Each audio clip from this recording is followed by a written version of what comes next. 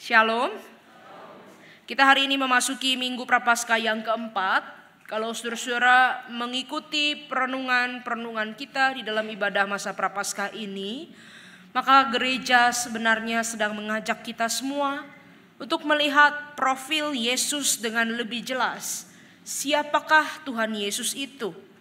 Melalui tanda-tanda dan tindakan-tindakan yang diperbuatnya di dalam Injil Yohanes, kita diajak untuk mengenal siapa Tuhan Yesus. Dan hari ini saudara-saudara, tema perenungan kita adalah Yesus Kristus mempelai yang sejati. Yesus Kristus mempelai yang sejati. Mari kita membaca kitab suci dari Injil Yohanes pasal yang keempat, ayat yang pertama sampai ke-30. Injil Yohanes, saudara-saudara, pasal yang keempat, ayat yang pertama sampai ke-30. Kalau sudah menemukan, mari kita baca silih berganti. Saya ayat pertama, saudara-saudara ayat kedua, begitu seterusnya sampai ayat 30. Sudah ketemu saudara-saudara? Mari kita baca kitab suci.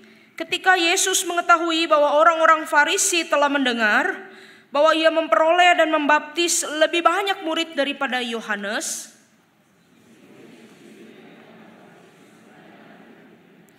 Yesus pun meninggalkan Yudea dan kembali lagi ke Galilea. Lalu sampailah ia ke sebuah kota di Samaria yang bernama Sikar, dekat tanah yang diberikan Yakub dahulu kepada anaknya Yusuf.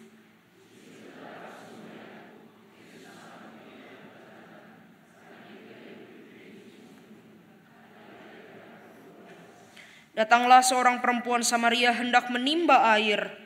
Kata Yesus kepadanya, "Berilah aku minum." Kata perempuan Samaria itu kepada Yesus, "Bagaimana mungkin engkau seorang Yahudi minta minum kepadaku seorang perempuan Samaria? Adapun orang Yahudi tidak bergaul dengan orang Samaria."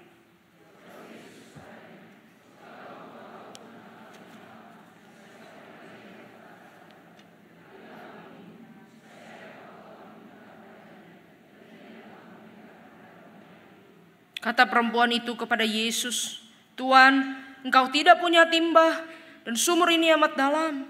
Dari manakah engkau memperoleh air hidup itu?"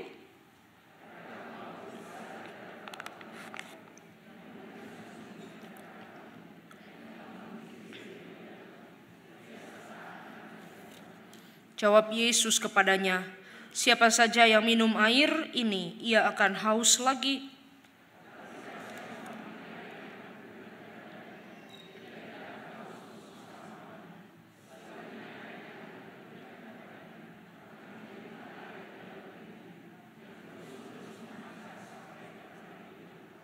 Kata perempuan itu kepadanya, "Tuan, berikanlah aku air itu, supaya aku tidak haus dan tidak usah datang lagi ke sini untuk menimba air."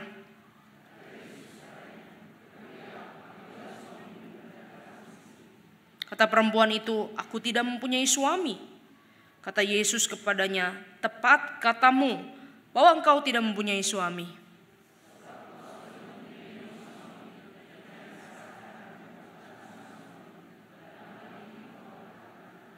Kata perempuan itu kepadanya, "Tuan, nyata sekarang padaku bahwa engkau seorang nabi."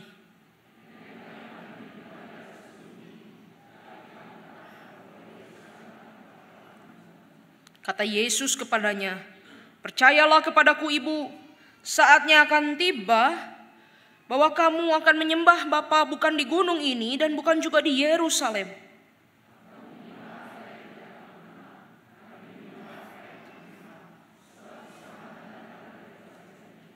Namun saatnya akan tiba dan sudah tiba sekarang bahwa penyembah-penyembah benar akan menyembah Bapa dalam roh dan kebenaran. Sebab Bapa mencari orang-orang yang menyembah Dia secara demikian."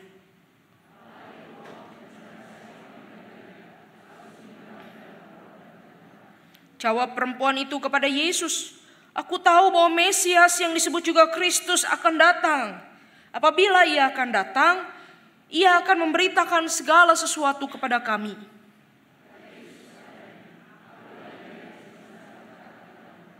Pada waktu itu datanglah murid-muridnya dan mereka heran bahwa ia sedang bercakap-cakap dengan seorang perempuan. Namun tidak seorang pun yang berani bertanya, apa yang kau kehendaki atau apa yang kau percakapkan dengan dia.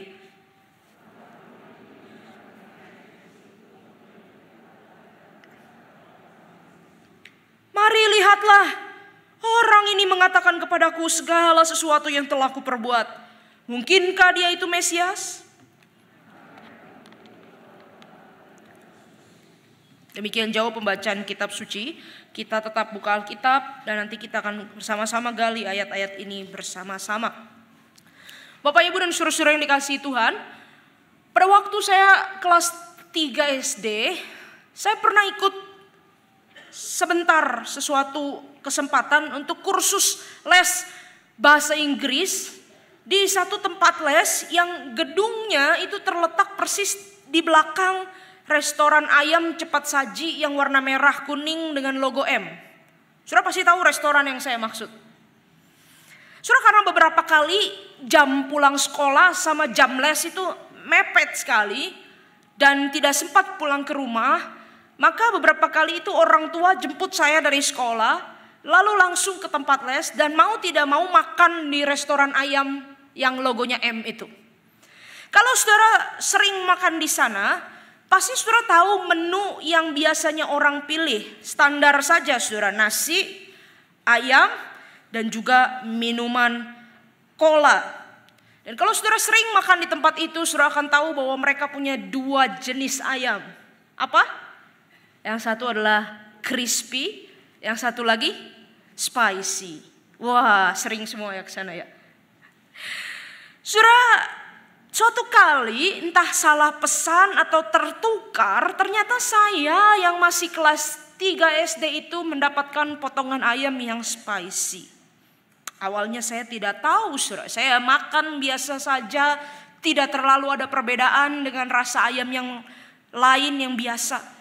Tapi saudara, semakin saya makan, saudara, lama-lama itu rasanya semakin pedas. Dan rasa pedasnya itu semakin terasa, saudara. Awal-awal kayak cuman sedikit, tapi lama-lama makin kuat. Seperti pedasnya itu menggigit lidah saya dan membuat saya seperti kepedesan sekali, saudara. Ya, saya mulai kadang mau keluar air mata, saudara, kepedesan. Akhirnya satu kali sambil makan begitu saya lama-lama nggak kuat lagi. Saya pikir saya harus minum supaya mulut saya ini dibasuh ya, seperti dibersihkan begitu, sehingga rasa pedasnya ayam itu bisa hilang dan rasanya kembali netral lagi. Maka saudara, tanpa pikir panjang, mata saya langsung tertuju pada minuman yang ada di meja itu.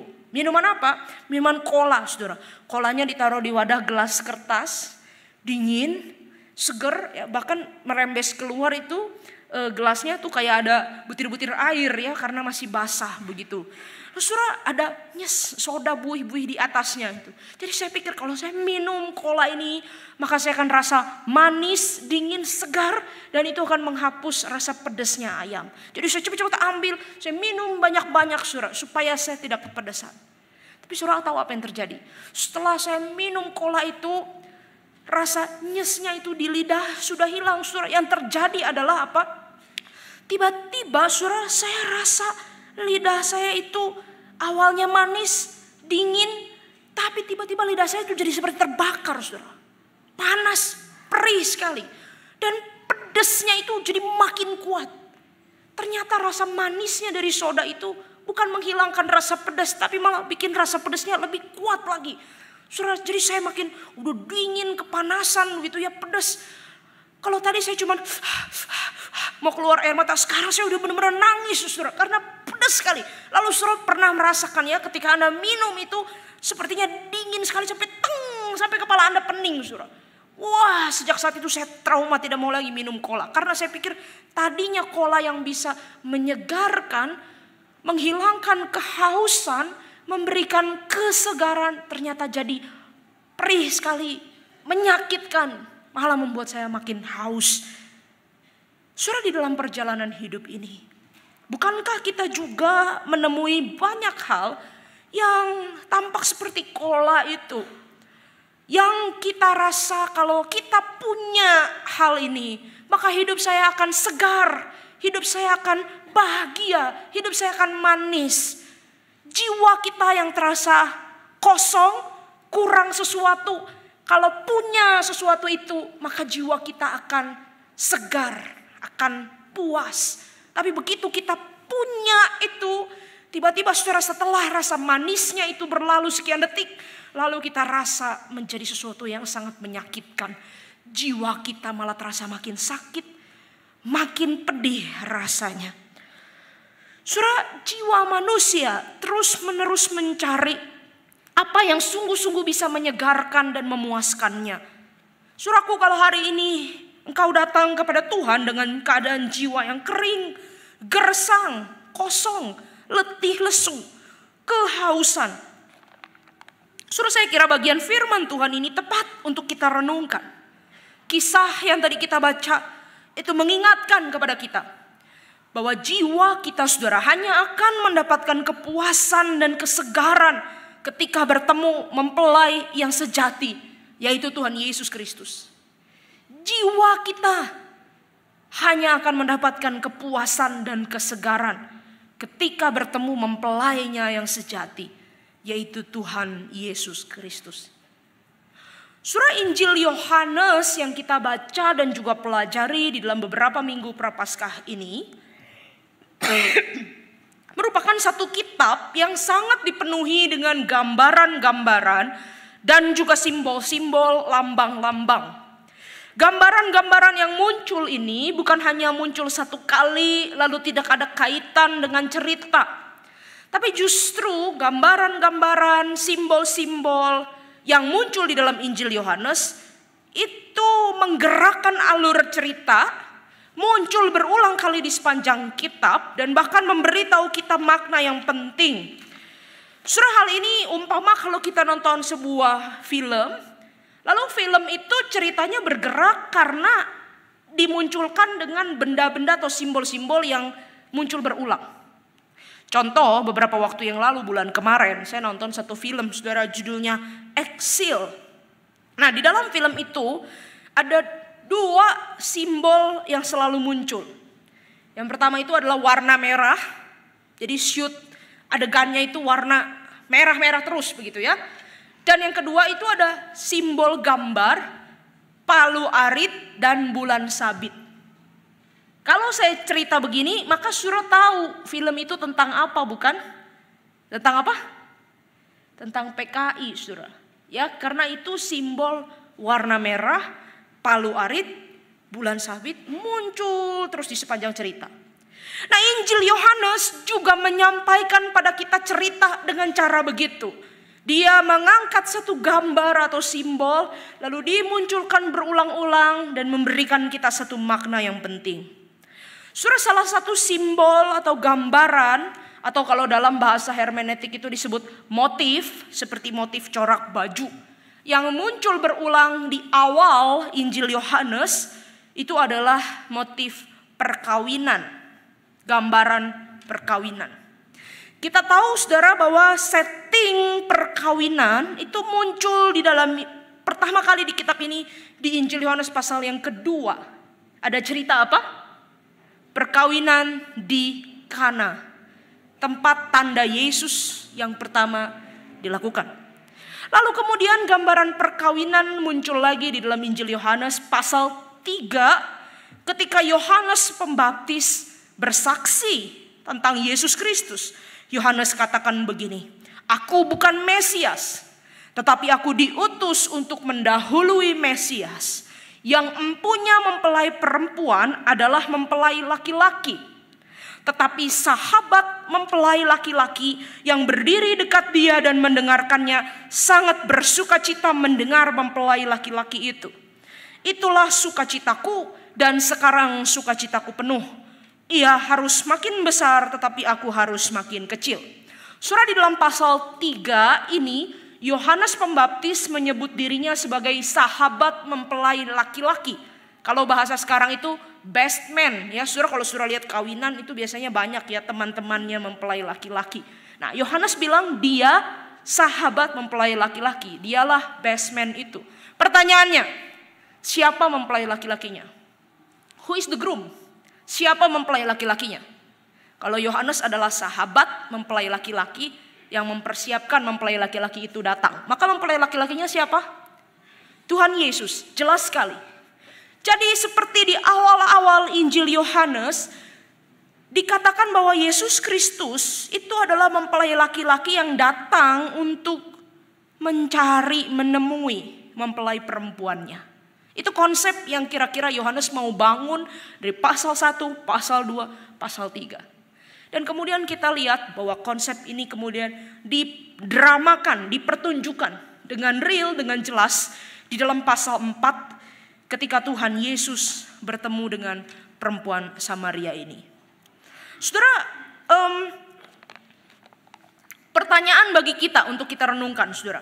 Siapa kalau Tuhan Yesus itu adalah mempelai laki-laki yang mendatangi mempelai perempuannya?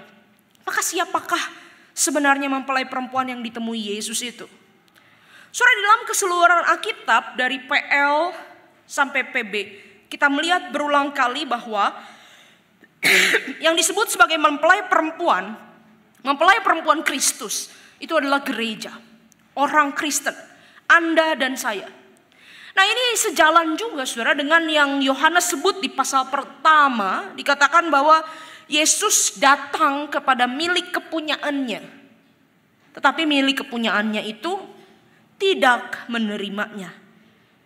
Nah, saudara, jelas bagi kita di sini ya.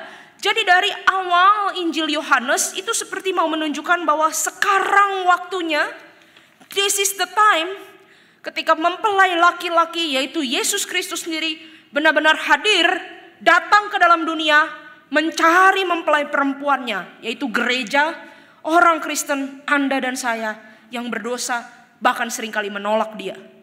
Nah, ini konsep yang mau dibangun dari Yohanes pasal 1, pasal 2, pasal 3. Lalu seperti ditampilkan realnya di dalam sebuah adegan drama yang ditampilkan antara Tuhan Yesus dengan perempuan Samaria ini. Saudara, tidak kebetulan bukan ketika kita membaca Injil Yohanes pasal 4. Kita menemukan laki-laki dan perempuan. Mempelai laki-laki dan mempelai perempuan. Yesus Kristus dan perempuan Samaria. Tentu saja saudara, bukan berarti maksudnya di sini Yesus ingin mencari jodoh secara literal ya, ingin menikah secara fisik, bukan saudara. Tetapi teks ini kita perlu baca berdasarkan kesatuan narasinya dari pasal 1, pasal 2, pasal 3. Ada tujuan Tuhan Yesus sang mempelai laki-laki itu datang ke dalam dunia mencari umatnya, mempelai perempuannya, miliknya sendiri. Saudara, akan tetapi kalau kita membaca Yohanes pasal 4 dengan konsep seperti ini, bahwa Tuhan Yesus adalah mempelai laki-laki yang mencari mempelai perempuan, dan perempuan Samaria itu adalah gambaran mempelai perempuan Kristus, maka ini adalah masalah yang pertama, sekaligus masalah yang besar. Kenapa? Karena di ayat 9 ada sebuah catatan. Catatannya apa? Catatannya berbunyi begini. Orang Yahudi tidak bergaul dengan orang Samaria. Kenapa? Tentu ada latar belakang sejarah yang panjang atas persoalan ini. Tetapi singkatnya adalah karena orang-orang Samaria itu adalah orang-orang yang lahir dari perkawinan campuran. Mereka tidak sungguh-sungguh memelihara hukum sebagaimana cara orang Yahudi. Jadi bagi orang Yahudi, orang Samaria itu orang rendahan, orang najis, bukan orang murni, orang yang tidak pantas. Saudara, maka kalau Tuhan Yesus sang mempelai laki-laki kemudian menemui perempuan Samaria itu sebagai gambaran mempelai perempuan, maka ada masalah besar di sini. Masalah besarnya apa? Mempelai perempuan yang ditemui Yesus bukan berasal dari level yang sepadan dengan Yesus. Mempelai perempuan ini asing, aneh, di luar kelaziman, bahkan tidak pantas untuk Yesus. Akan tetapi saudara, disinilah kita melihat misteri panggilan Injil. Yesus Kristus mencari Anda dan saya, yang sama dengan perempuan Samaria ini. Asing, aneh, beda level, tidak sepadan, bahkan tidak pantas untuk Yesus. Anda dan saya yang lebih cocok disebut sebagai musuh-musuh Yesus. ketimbang sahabatnya, apalagi kekasihnya. Tetapi itu yang Yesus lakukan. Dia mencari dan menyelamatkan gereja yang adalah pengantinnya, yang adalah miliknya. Saudara, di mana pertemuan antara Tuhan Yesus dengan perempuan Samaria ini terjadi? Mari kita lihat di ayat 5, ada keterangan di sana.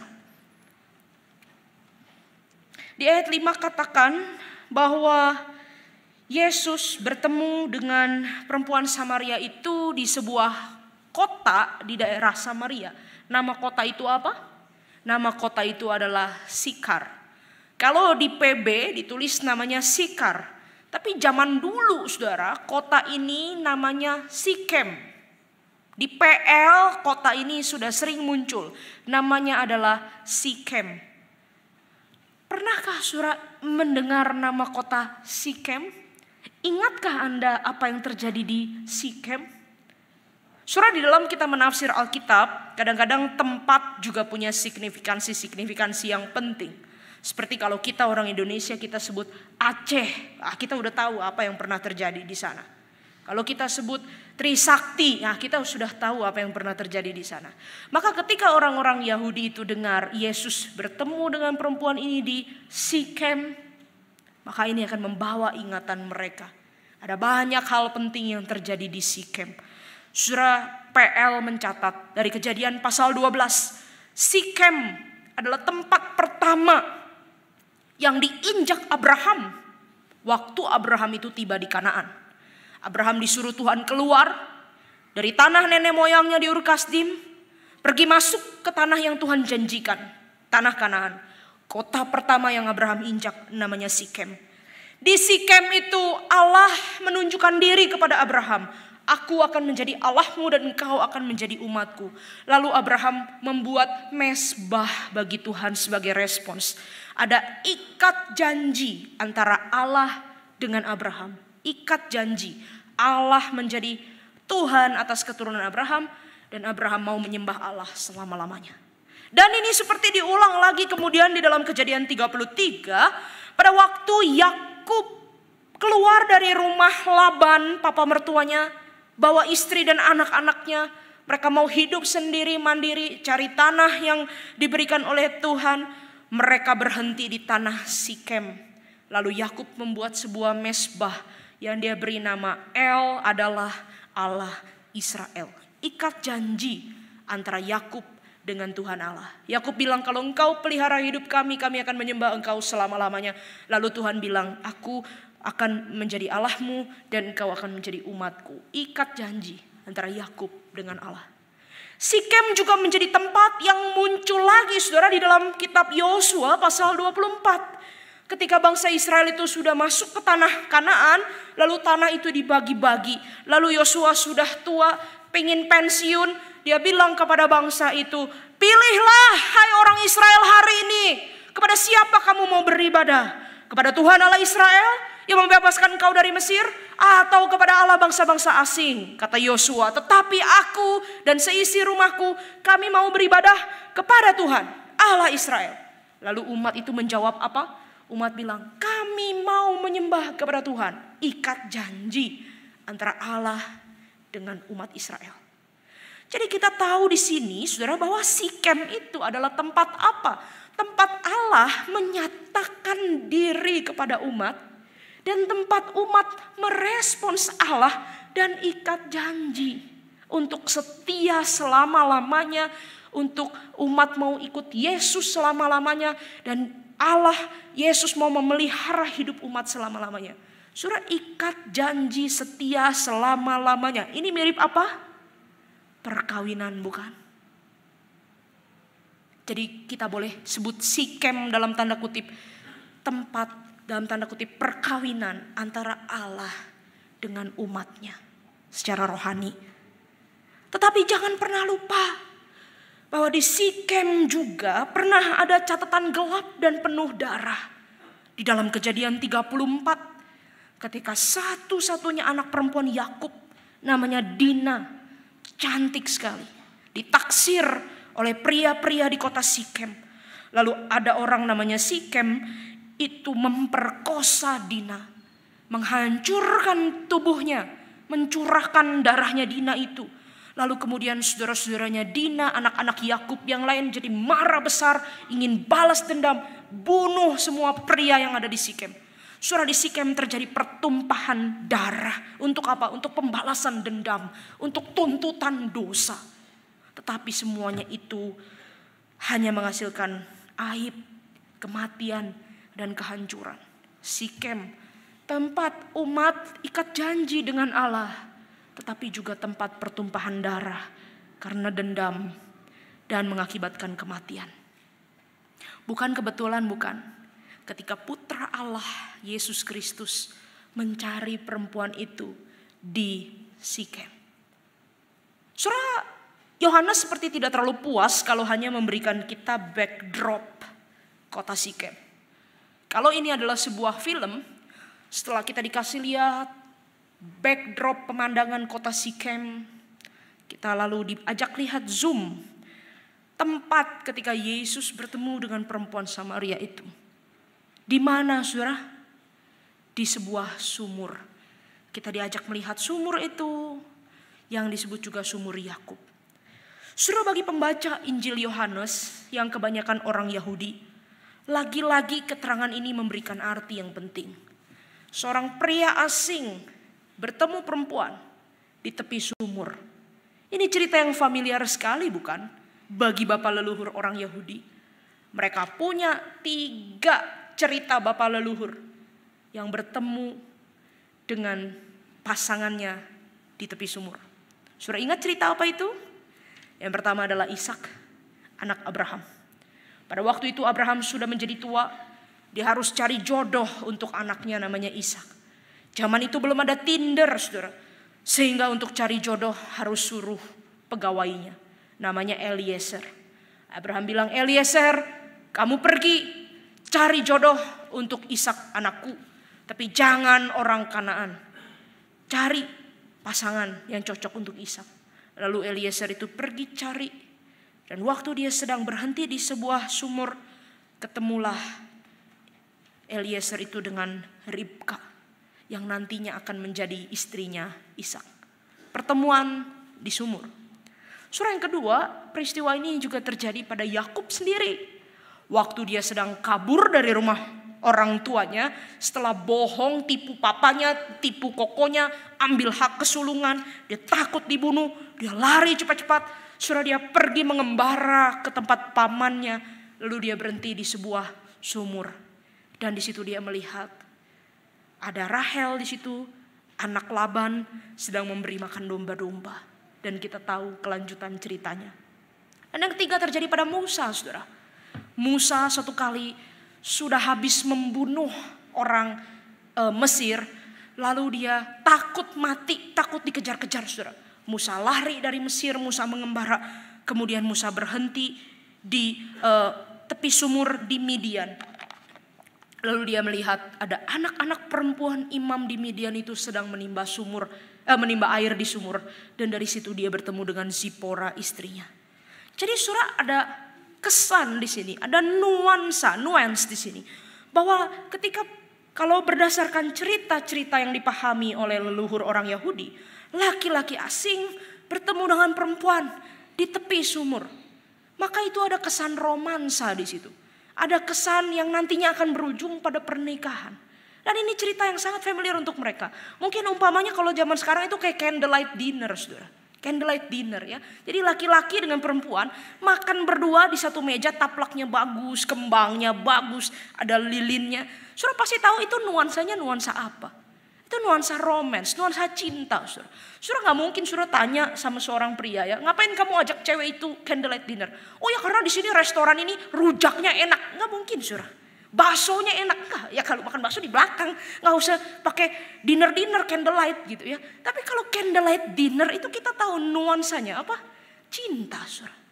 Maka ketika laki-laki asing di sini Yesus bertemu dengan perempuan asing, perempuan Samaria di tepi sumur, kira-kira orang akan menebak nih ceritanya jadi apa, saudara? Saudara, ini satu nuansa yang mau dibangun oleh Yohanes. bahwa Tuhan Yesus ingin bicara soal masalah cinta dengan perempuan Samaria ini. Tetapi adegan pertemuan Tuhan Yesus dengan perempuan Samaria di tepi sumur ini sangat tidak biasa, saudara. Apalagi kalau kita melihat detail yang dituliskan di dalam Injil Yohanes ini jadinya tidak sama dengan cerita-cerita yang dikenal orang Israel sebelumnya. Detail di pasal 6 ada catatan seperti ini. Yohanes bilang pertemuan itu terjadi di siang bolong.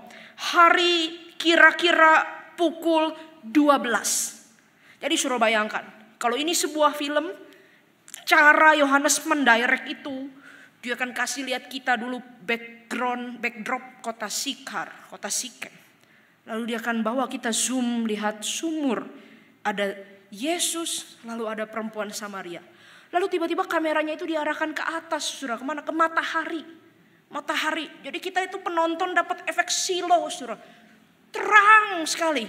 Siang bolong, terang benderang, panas, silo. Nah, pernahkah saudara lihat film yang syutingnya itu dimulai dari matahari? Mataharinya dulu di shoot. Pernah? Saya pernah waktu kecil, ada satu film waktu saya kecil, setiap hari saya tonton. Mulainya dari matahari. Mataharinya lagi tertawa. Hehehe. Lalu ada lagu. Tinky Winky, Dipsy, Lala. Tahu ya saudara ya? Seumuran saya berarti kalau ngikutin nyanyi ya. Nah, saudara kalau kita lihat terang, siang, maka kita tahu nuansa yang dibangun itu kan sepertinya ceria. Moodnya seperti tidak berat begitu. Seperti light. Seperti sesuatu yang lively. Seperti sesuatu yang seru, semangat begitu. Karena ini adalah sun, light, terang, siang hari. Tetapi saudara, kalau saudara nonton film ini baik-baik, yang didirect oleh penginjil Yohanes, saudara akan merasakan nuansa yang berbeda. Waktu kameranya itu di-shoot ke matahari, terik, terang, panas, saudara. Kita nggak bisa lihat apa-apa, cuma cahaya kuning dan putih, silo sekali. Tapi background filmnya nggak ada, saudara. Hening. Sepertinya nggak ada siapa-siapa lagi. Cuman matahari dan sumur kosong.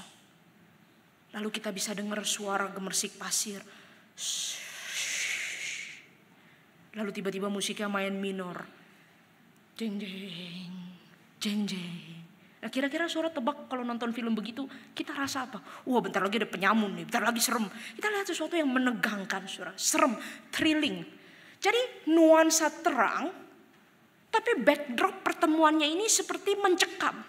Ini rada gak nyambung, tapi Yohanes memang sengaja mau membuat kontras. Ya, ini untuk mendapatkan kesan kontras. Ya. Ternyata saudara, di tengah terang, siang, tengah hari bolong, terang benderang. Ironisnya ada seorang perempuan yang justru hidup di dalam kegelapan. Dia bersembunyi di dalam kegelapan dosa. Hidup di dalam gelap, di dalam dosa. Sembunyi, keluar hanya pada waktu tidak ada orang. Gelap, tutup rapat-rapat hidupnya. Dan seperti Yohanes mau kasih tahu di sini, bahwa ketika Yesus menemui perempuan itu, ini seperti yang dikatakan di pasal 1, terang yang sesungguhnya, yang menerangi setiap umat manusia sedang datang ke dalam dunia. Terang yang sesungguhnya bukan matahari jam 12, tetapi terang yang sesungguhnya adalah Yesus itu yang menerangi hidup si perempuan yang gelap. Masuk ke dalam hidup perempuan itu supaya dia pampangkan keluar dari kegelapan dosanya. Yesus masuk ke dalam hidup perempuan itu, tarik dia keluar. Kamu tidak boleh terus hidup di dalam gelap, kamu harus hidup di dalam terang. Saudara, di sini kita melihat bahwa Yesus memanggil perempuan Samaria itu keluar dari hidup yang gelap, hidup yang penuh rahasia, penuh ketersembunyian, menjadi hidup di dalam terang. Tetapi yang mengejutkan, saudara, sangat mengejutkan sekali. Siapa, saudara, mempelai dan tanda kutip yang ditemui Yesus di sumur ini? Siapa mempelai yang ditemui Yesus di jam 12 ini? Namanya tidak ada, kita hanya membaca sebutannya. Siapakah dia? Perempuan Samaria. Saudara, perempuan Samaria ini adalah perempuan yang sudah menghabiskan tahun-tahun hidupnya bergumul dengan masalah mempelai, bergumul dengan pengantinnya. Perempuan ini kita kenal sebagai orang yang sudah punya 5 suami dan sekarang dia tinggal dengan orang yang bukan suaminya. Saudara, tidak ada keterangan yang jelas apakah perempuan ini bersundal atau kawin cerai atau ditinggal mati pasangannya. Tetapi saudara, kita lihat kalau kita menafsir dalam bentuk yang terbaik, maka perempuan ini adalah perempuan yang sangat merana. Karena apa? Karena perkawinannya tidak pernah langgeng, tidak pernah memuaskan. Dia menikah dengan seorang suami, kemudian tidak bertahan lama, lalu dia menikah dengan yang kedua, tidak bertahan lama, lalu menikah dengan yang ketiga, dan begitu seterusnya. Kalau kita lihat dalam bentuk yang terbaik, mungkin dia ditinggal mati atau kawin cerai, maka dia adalah perempuan yang sangat merana sekali. Tetapi kalau kita lihat dalam bentuk yang terburuk, kalau perempuan ini berganti-ganti pasangan, maka dia adalah seorang pendosa, berpindah dari satu laki-laki kepada laki-laki yang lain. Mungkin berharap dengan pengantin yang baru dia bisa mendapatkan hidup yang lebih baik, cinta kasih yang lebih besar, hubungan yang lebih memuaskan. Tetapi ternyata apa? Semua pencariannya itu tidak pernah memuaskan. Malah membuatnya semakin haus lagi. Jiwanya semakin kesakitan. Masa depannya, hidupnya bukan semakin cerah, tapi semakin gelap, semakin dia masuk ke dalam persembunyian dosa. Saudara, bukankah ini juga gambaran setiap kita yang terus-menerus mencari kepuasan hidup? Kita ingin hidup bahagia. Sebagian dari kita berpikir hidup akan menjadi lebih cerah dan memuaskan kalau kondisi keuangan kita berubah jadi lebih stabil. Itu sebabnya kita berganti satu pekerjaan kepada pekerjaan lain. Atau kita stay di pekerjaan yang sama dari pagi sampai malam. Kita kerja keras banting tulang. Untuk apa? Membuat pundi-pundi kita terisi lebih banyak. Kalau kita punya lebih banyak nominal, lebih banyak harta, mungkin kita merasa lebih aman, lebih berdaya, lebih secure, lebih bahagia, lebih puas.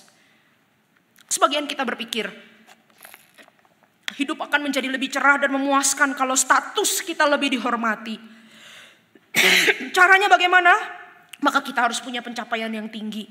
Baik dalam studi kita, pekerjaan kita, kita naikkan taraf hidup kita dari level yang tampak rendah ke level yang lebih tinggi.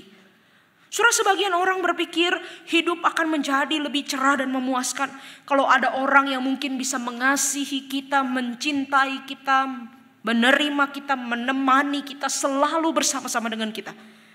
Maka kita bisa sangat mencari orang untuk mengisi hidup kita, berganti dari satu orang kepada orang yang lain.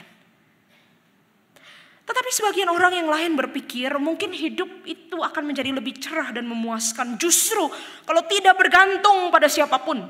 Jadi kita yang penting hidup sendiri, urus diri kita sendiri, tidak perlu punya hubungan-hubungan dengan siapapun. Padahal Tuhan sendiri mendesain hati kita, ada ruang bagi orang lain. Maka kalau Anda berpikir hidup lebih bahagia tanpa tergantung orang lain, sebenarnya di dalam hati kita ada kehausan dan kesakitan juga. Saudara, sebagian kita berpikir hidup akan bahagia dan memuaskan kalau saya bebas lakukan apapun yang saya mau dan tidak ada yang atur-atur. Itu sebabnya banyak orang kemudian terjebak di dalam berbagai hobi. Entah itu sosial media, olahraga, koleksi barang-barang tertentu. Atau bahkan mencoba melakukan hal-hal yang iseng-iseng. Awalnya cuma iseng-iseng. Tapi lambat laun Anda sudah terjerat, terikat di dalamnya tanpa sadar. Saudara, sebagian dari kita berkata, semua cara tadi duniawi salah, tidak akan memuaskan. Saya tahu cara yang lebih baik untuk hidup lebih bahagia dan puas. Apa? Ke gereja. Maka Anda berpikir supaya hidup lebih cerah, bahagia dan memuaskan, Anda masuk gereja. Mencoba beradaptasi dengan lagu-lagu rohani dan bahasa-bahasa Kristen. Lihat dan tiru gaya orang-orang Kristen. Terlibat di dalam pelayanan apapun, ikut kelas pembinaan dari level 1 sampai level 100. Punya banyak pengetahuan teologi.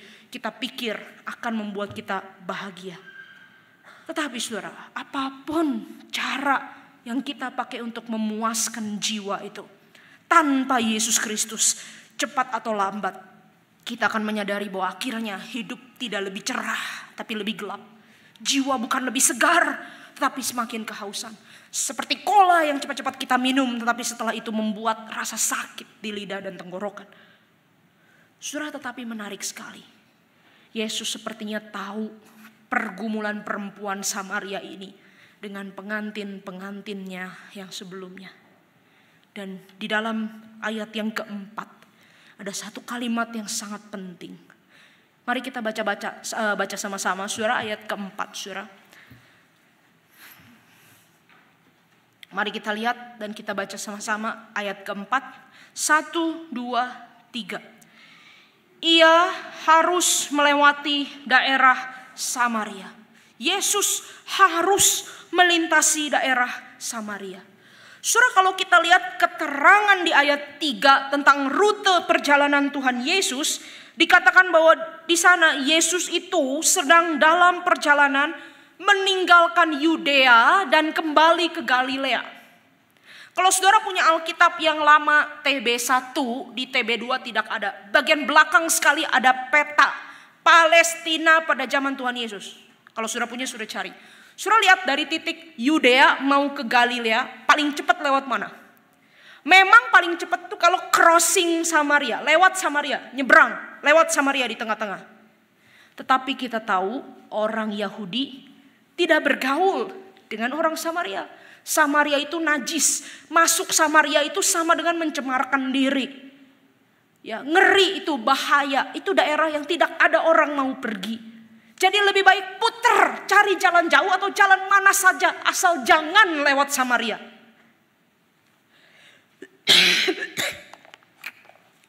Dengan melewati daerah Samaria, saudara, Yesus itu sudah melakukan 3 hal yang anomali, 3 hal yang sangat aneh. Yang pertama adalah apa? Orang Yahudi masuk ke Samaria, bergaul sama orang Samaria. Tidak boleh, tapi Yesus kerjakan itu. Yang kedua, saudara, seorang laki-laki bertemu dengan perempuan berdua saja. Dan yang ketiga, di tepi sumur.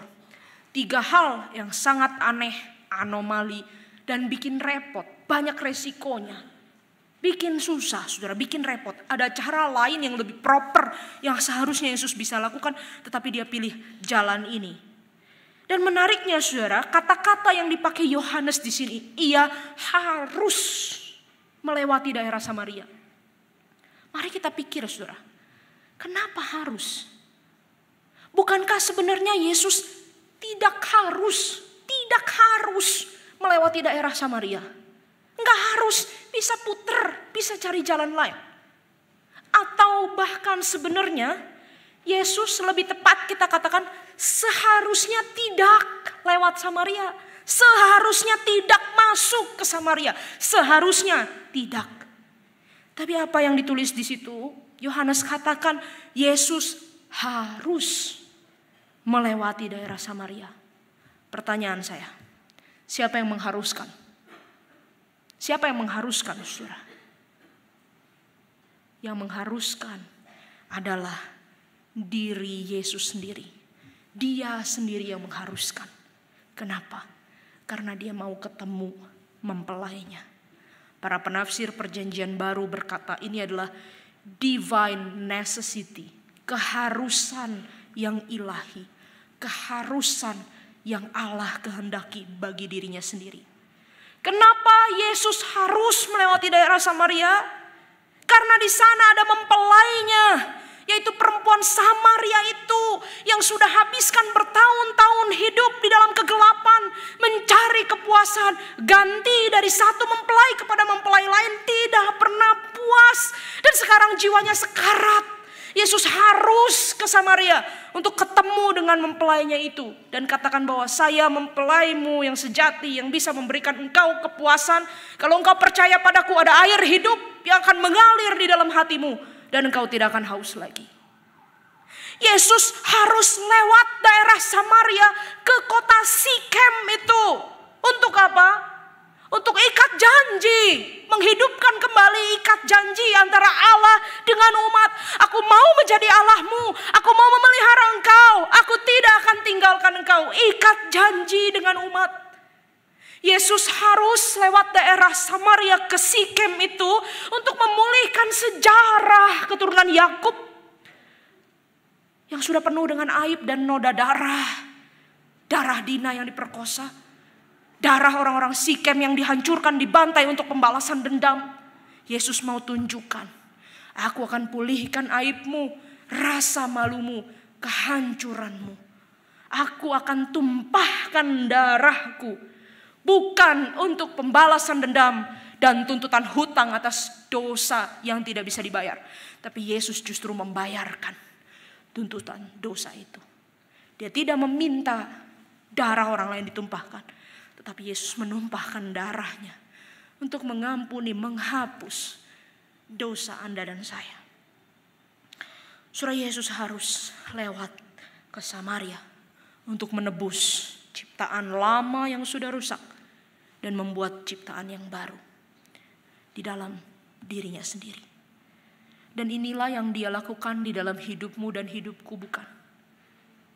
Saudara, sebagaimana Yesus mengharuskan diri masuk ke Samaria, begitu juga ia mengharuskan diri masuk dalam hidup Anda dan saya. Masuk dalam hidup kita yang najis, rusak, kotor, penuh cacat celah, aib, hancur-hancuran. Saudara, sebenarnya Yesus itu tidak harus masuk dalam hidup Anda dan saya, bukan? Tidak harus, bukan? Bahkan kita boleh katakan seharusnya Yesus tidak masuk dalam hidup kita. Ia seharusnya tidak masuk. Kenapa? Hidup saya terlalu kotor, hidup kita terlalu berdosa. Seharusnya jangan Yesus masuk. Tetapi dia katakan apa? Aku harus masuk dalam hidupmu. Siapa yang mengharuskan? Dirinya sendiri, saudara. Dia harus masuk dalam hidup kita. Saudara, kita itu manusia. Seringkali itu kan mengajukan pertanyaan-pertanyaan kepada Tuhan tentang hidup ini. Tuhan, kenapa hidup saya susah? Tuhan, kenapa hidup saya tidak seperti dia? Tuhan, kenapa engkau ciptakan saya begini? Kenapa saya mengalami ini dan itu? Saudara, di dalam masa Prapaskah ada sebuah lagu. Lagu yang saya senang, sangat menyentuh. Isinya itu cuma pertanyaan-pertanyaan aja. Pertanyaan kepada Tuhan. Bunyinya begini, saudara.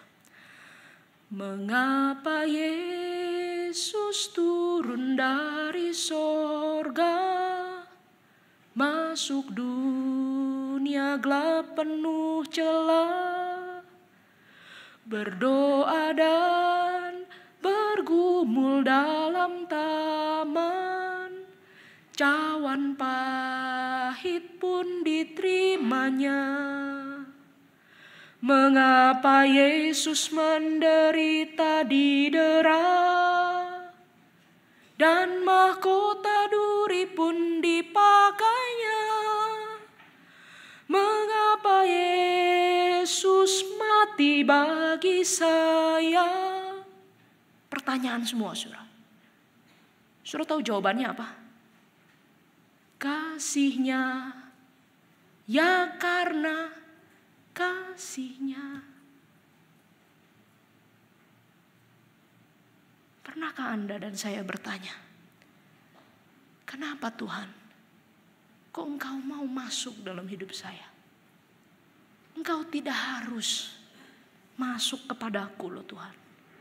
Bahkan seharusnya tidak. Tapi kenapa Tuhan harus masuk dalam hidup saya? Harus cari saya, harus pilih saya. Maka jawabannya ini, saudara, cuma satu. Karena Yesus mencintai kita. Yesus ingin kita. Yesus ingin memulihkan hidup kita. Yesus ingin memberikan kita hidup yang baru. Yesus ingin ikat janji yang kudus dengan kita. Aku selama-lamanya akan menjadi Allahmu. Engkau tidak akan aku biarkan sendirian. Saudara, Yesus tahu hatimu dan hatiku yang merana. bergonta-ganti dari satu air kepada air yang lain, dari satu pengantin kepada pengantin yang lain. Dan jiwa kita tidak pernah dipuaskan kalau belum bertemu Yesus mempelai sejati itu. Maka dia bilang, aku harus masuk dalam hidupmu. Saudara, apa yang bisa memuaskan jiwa kita? Bukan harta yang gilang gemilang, bukan prestasi yang tampak berkilau-kilauan, bukan pesona, ketampanan, kemolekan, kecantikan dunia. Tetapi hanya satu pribadi yang bisa memuaskan kita, Yesus Kristus. Dialah mempelai kita yang sejati, yang kata Nabi Yesaya, ironisnya dia tidak tampan atau tidak tampak mulia untuk dipandang. Tidak punya rupa yang membuat kita menginginkannya. Dia dihina dan dihindari orang. Dia menjadi orang yang penuh kesengsaraan dan biasa menderita kesakitan. Orang menutup muka dari dia. Tetapi penyakit kita yang ditanggungnya, kesengsaraan kita dipikulnya, oleh bilur-bilurnya Anda dan saya menjadi sembuh.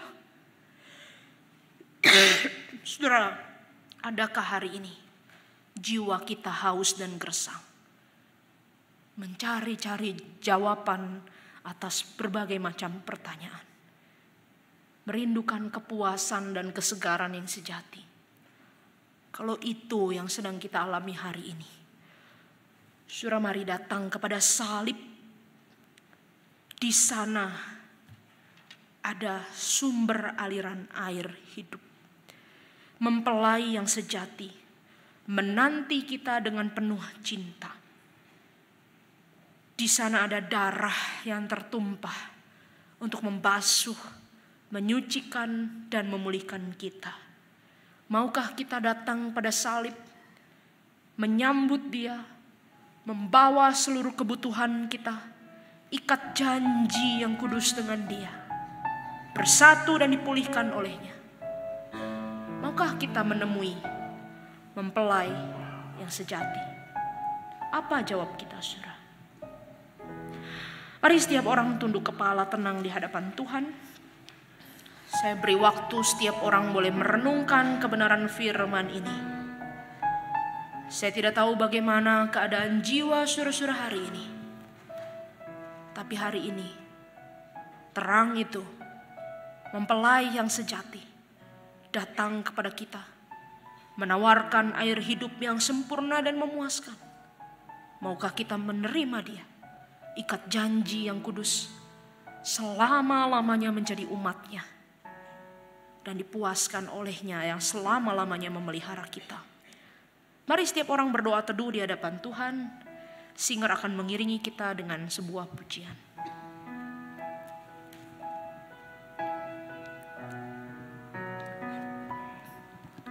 Satu hal yang ku rindukan, ya Tuhan, selalu berada di dekat-Mu.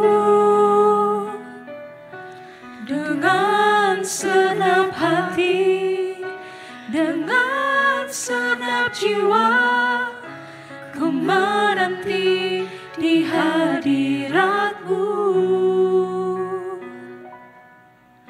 Satu hal yang ku rindukan, ya Tuhan, selalu berada di dekat-Mu. Dengan senap hati, dengan senap jiwa, ku menanti di hadirat-Mu. Mari sama-sama kita pujikan. Lebih dalam lagi ku rindu Kau Tuhan, lebih dari segala yang ada. Lebih dalam lagi ku cinta Kau Yesus, ku mengasihi-Mu. Saya undang setiap jemaat untuk bangkit berdiri. Mari kita pujikan kembali satu hal yang kurindukan. Satu hal yang ku rindukan, ya Tuhan, nyanyilah bagi Dia, mempelai sejatimu, satu-satunya yang bisa memuaskan jiwamu. Dengan segenap hati, dengan segenap jiwa, ku menanti di hadirat-Mu. Satu hal yang ku rindukan, ya Tuhan, selalu berada di dekat-Mu. Dengan segenap hati, dengan segenap jiwa, ku menanti di hadirat-Mu. Lebih dalam lagi ku rindu Kau Tuhan, lebih dari segala yang ada. Lebih dalam lagi ku cinta Kau Yesus, ku mengasihi-Mu.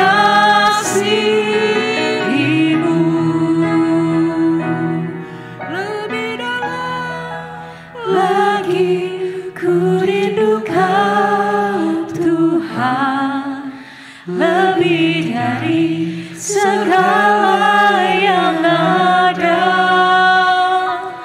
Lebih dalam lagi ku cinta Kau Yesus, ku mengasihi-Mu.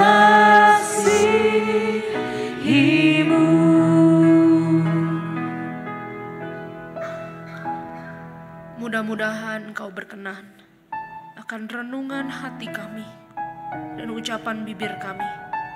Ya Tuhan, mempelai kami yang sejati, air hidup yang sempurna dan memuaskan, juru selamat yang setia. Amin. Tuhan memberkati kita semua.